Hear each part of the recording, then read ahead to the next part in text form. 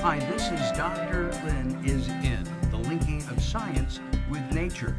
We are again with Dr. Michael Lynn along with Dr. Desai.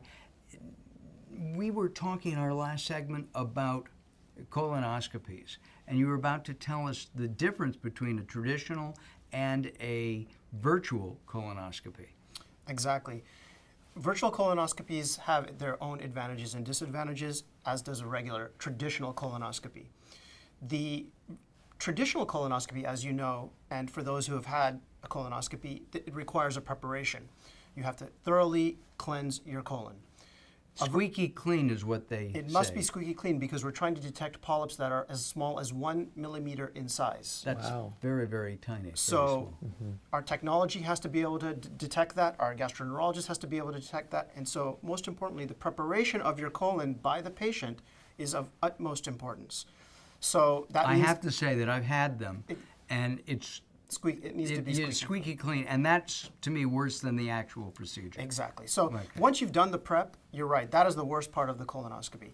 Now, let me just quickly highlight the differences between a traditional and virtual colonoscopy. A traditional colonoscopy can detect a polyp that's 1 millimeter in size and bigger, of course. A virtual colonoscopy, unfortunately, can only detect a polyp that's 1 centimeter in size. So that's 10 times bigger. That is correct. The next advantage of or difference between a traditional and a virtual is that the preparation. People have the myth that a virtual colonoscopy does not require preparation. That's in fact not true. You need a colonoscopy preparation for both the virtual and the traditional. As they say, squeaky clean. And your colon must be squeaky clean. No, I can't get away from that. Another key importance is the sedation. With a traditional colonoscopy, you will be receiving medication to put you into a light to medium sleep. Unfortunately, with a virtual colonoscopy, that is not true. So you'll be wide awake with a hose, if you will, inserted in the bottom, and unfortunately, you will feel some discomfort.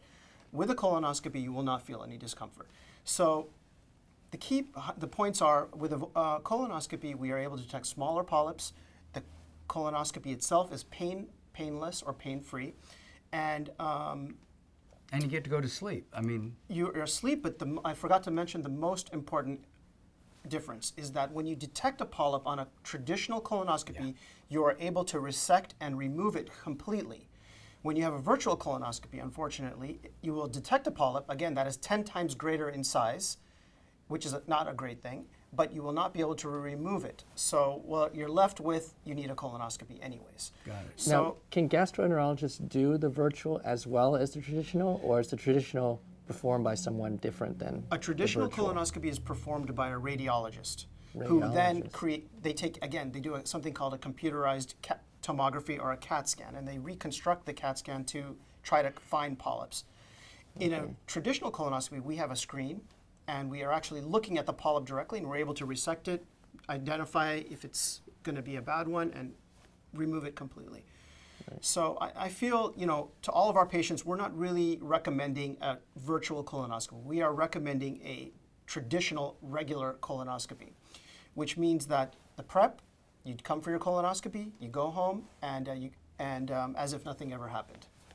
And one other thing is that I understand that the virtual colonoscopy can be used at first if somebody has a blood disorder, they bleed easily, things like that. That's a very good point, and I'm glad you mentioned that, because there are indications for a virtual colonoscopy. And that happens to be one, and there's about 10 indications, and a board-certified gastroenterologist could tell you which one will be good for you.